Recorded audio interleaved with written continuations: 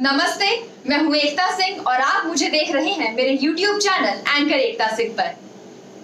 कृषि विधेयक को लेकर अकाली दल की लीडर यानी हरसिमरत कौर बादल ने अपने पद से इस्तीफा दे दिया।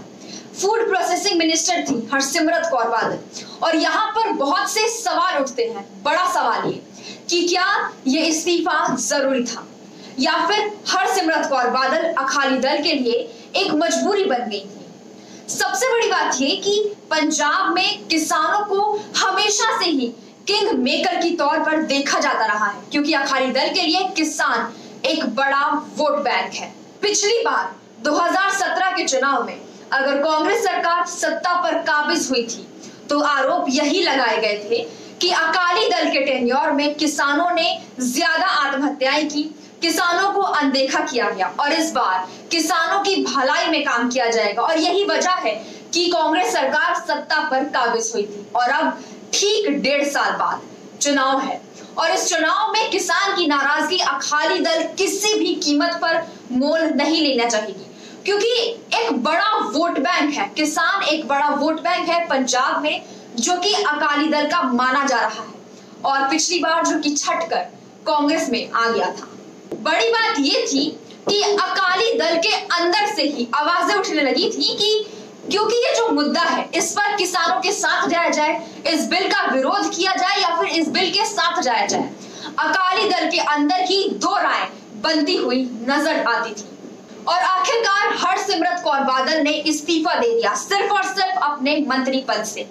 और अब क्या वो एनडीए से नाता तोड़ेंगे या नहीं तोड़ेंगे, इसके बारे में कोई बात सामने नहीं आई है। उन्होंने कहा कि कोर कमेटी की बैठक के बाद ही ये डिसाइड होगा।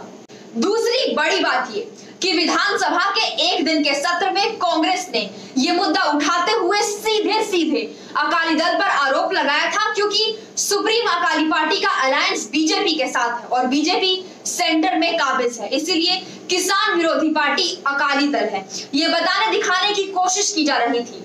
बार बार कांग्रेस के कई लीडर्स सामने आकर ये बात कह रहे थे कि अगर वाकई अकाली दल किसानों के लिए एक हिमायती पार्टी है तो क्यों नहीं वो बीजेपी का साथ छोड़ देते। तो एक तरीके से ये कहा जाएगा कि ये अकाली दल की मजबूरी थी, क्योंकि 1.5 साल बाद चुनाव होने हैं और ऐसे में उस कोर वोट बैंक को अकाली दल किसी भी कीमत पर अपने हाथ से जाने नहीं देगी। हालांकि दोनों ही अब तक साथ में चुनाव लड़ते आए हैं, चाहे वो लोकसभा चुनाव हो या विधानसभा चुनाव, अब तक साथ ही लड़ते आए हैं। लेकिन इस बार क्या वो साथ में चुनाव लड़ेंगे, ये देखना महत्वपूर्ण होगा। तो एक तरीके से अकाली दल की मजबूरी, जिसको लेकर हरसिमरत कौर बादल का इस्तीफा और अब नजर सीधे सीधे 2022 के चुनावों पर।